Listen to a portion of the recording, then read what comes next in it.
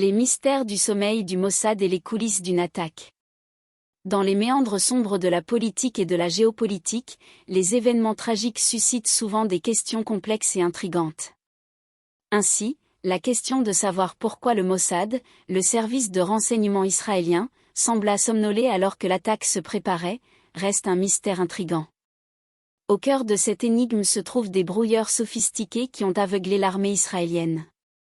Seuls des pays puissants et technologiquement avancés auraient pu mener une telle opération.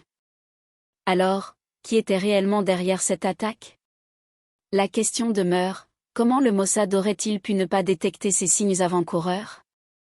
Cette situation évoque des souvenirs troublants, rappelant l'attaque du 11 septembre, lorsque la CIA et le FBI semblaient avoir connaissance des menaces imminentes. Qui, dans ce cas, a permis cette massacre? Il est difficile de croire que tout cela puisse être attribué à une simple coïncidence ou à une négligence.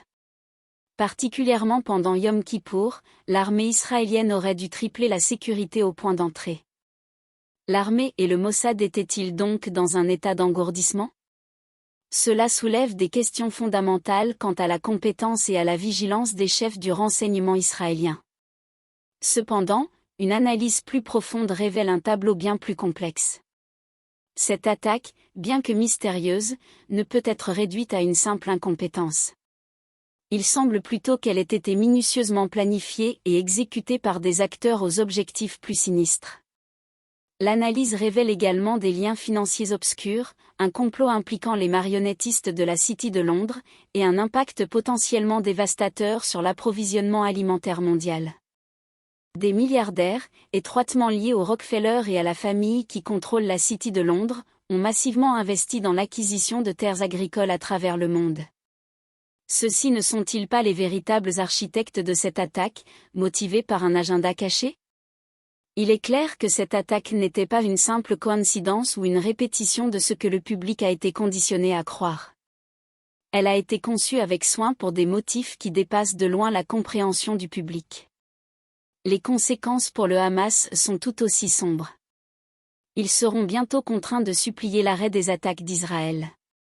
Cela marque la fin du Hamas, et ses dirigeants en sont conscients. On peut présumer qu'ils ont été largement récompensés par le pays à l'origine de cette attaque. Comme pour Arafat et sa famille, l'intérêt de ces leaders ne réside pas dans le bien-être de leur peuple, mais plutôt dans leurs propres intérêts financiers. Alors, où sont passés les millions de dollars versés au fil des ans à l'OLP, Organisation de libération de la Palestine?